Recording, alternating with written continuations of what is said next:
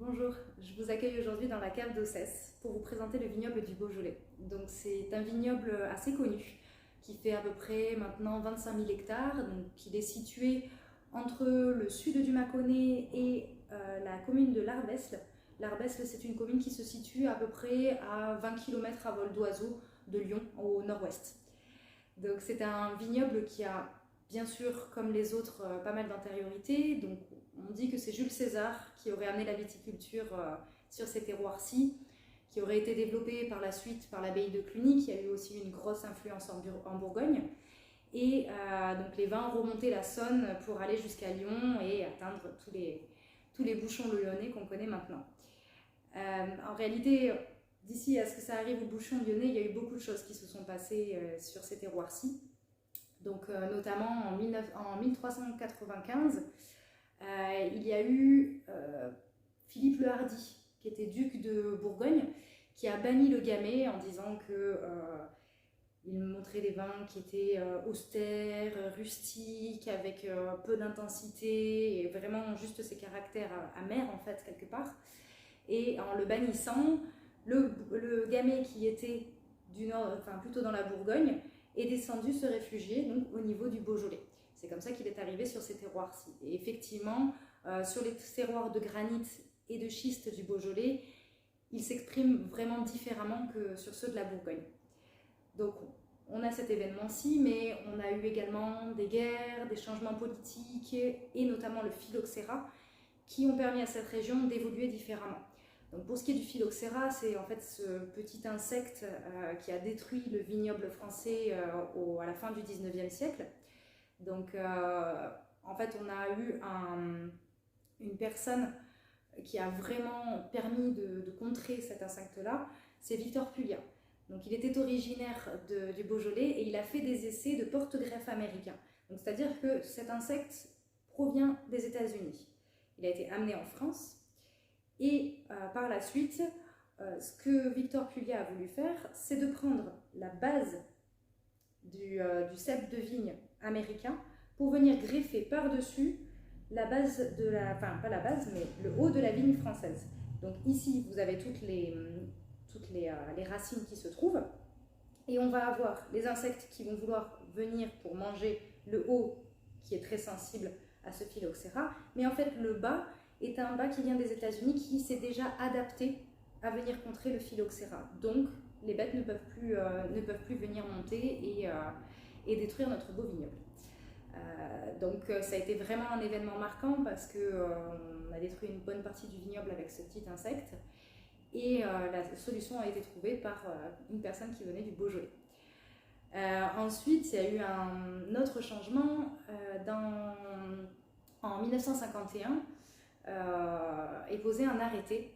Et cet arrêté dit que le vin du Beaujolais n'a pas le droit d'être vendu avant le 15 décembre de l'année de sa récolte.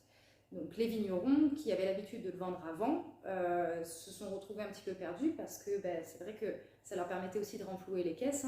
Il faut savoir qu'il faut pas mal de temps pour pouvoir faire du vin, ça vous le savez certainement déjà.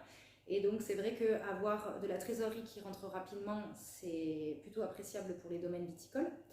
Donc ils ont fait une demande et leur demande a été acceptée. La date a été fixée au 15 novembre 1951, donc qui fut la date vraiment du premier Beaujolais primeur qu'on appelle le Beaujolais nouveau.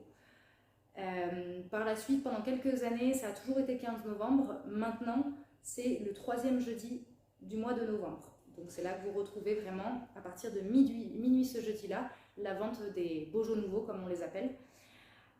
Et donc ça a permis de relancer un dynamisme, ça a permis aussi d'avoir une image un petit peu rajeunissante, ce côté Beaujolais nouveau entre copains, le petit élément festif qui est fêté d'ailleurs vraiment au niveau mondial. Mais ça leur a aussi porté défaut parce que du coup le Beaujolais n'a été connu pendant un temps que pour ce Beaujolais nouveau qui avait des arômes qui étaient un petit peu stéréotypés, banane, fraise tagada, voilà, des choses assez mauvaise en fait quelque part puisque on est plus habitué dans le vin à avoir des arômes de fruits frais sur la jeunesse mais pas forcément des stéréotypes comme ça. Alors c'était notamment dû aux méthodes de vinification et aux produits utilisés qui donnaient ces goûts stéréotypés qui étaient les mêmes dans chaque vin et qui faisaient qu'il n'y avait plus réellement d'identité.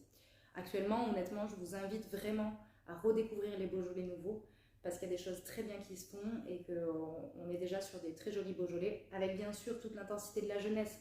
Donc vous avez du dynamisme, vous avez des arômes de fruits frais, vous n'allez pas avoir d'évolution, il n'y a pas eu d'élevage, mais par contre vous avez des choses qui sont très bien construites, très bien faites, avec notamment des fois, comme au domaine Saint-Cyr, des espèces d'infusions de gamay, donc ça donne des robes qui sont très légères, très claires en fait. Et on a tous les arômes floraux du gamay qui s'expriment de manière assez intense parce que c'est jeune, et ça permet vraiment d'avoir des profils de vin qui sont très intéressants. Voilà.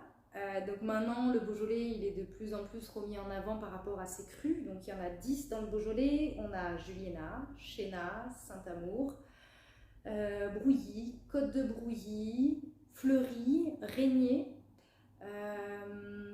Moulin à Vent, Chirouble, et j'aurais peut-être oublié Saint-Amour. Donc ces crus, vraiment, ils sont très importants parce qu'ils vont se situer, pour la majorité en tout cas, sur les coteaux. Donc en fait, le vignoble, il est construit de la manière suivante, c'est-à-dire que vous avez comme des petites collines et des monts, et vous avez tout un coteau descendant qui va se jeter jusque dans la Saône. Donc il y a de très belles expositions, des terroirs différents suivant les endroits où on se trouve, notamment des schistes, comme j'en parlais tout à l'heure, et du granit, qui peuvent parfois être affleurants et apportent vraiment une typicité différente suivant les crus du Beaujolais. Pour revenir un petit peu sur le gamay dont on parlait tout à l'heure, en fait c'est un raisin qui a une peau noire, mais à l'intérieur un jus blanc. Donc il serait né d'un croisement entre le Gouais et le Pinot Noir.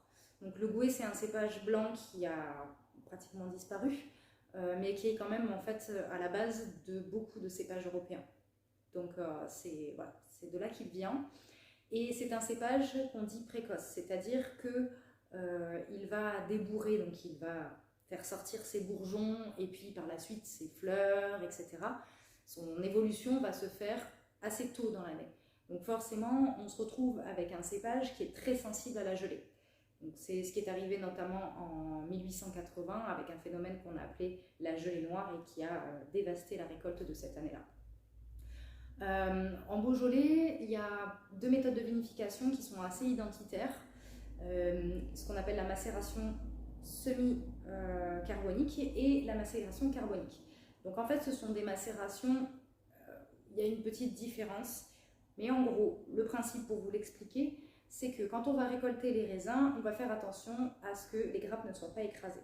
Donc ça, si on est un bon vigneron, en règle générale, on le fait toujours parce que sinon le jus risque de s'oxyder avant même d'arriver en cave.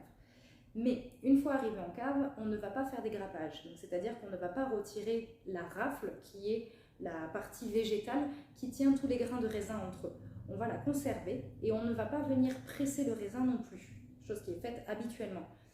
Donc on va venir mettre tout ça en cuve et forcément avec le phénomène qu'on connaît d'attraction terrestre, il va y avoir un petit peu d'écrasement. Donc un petit peu de jus va ressortir.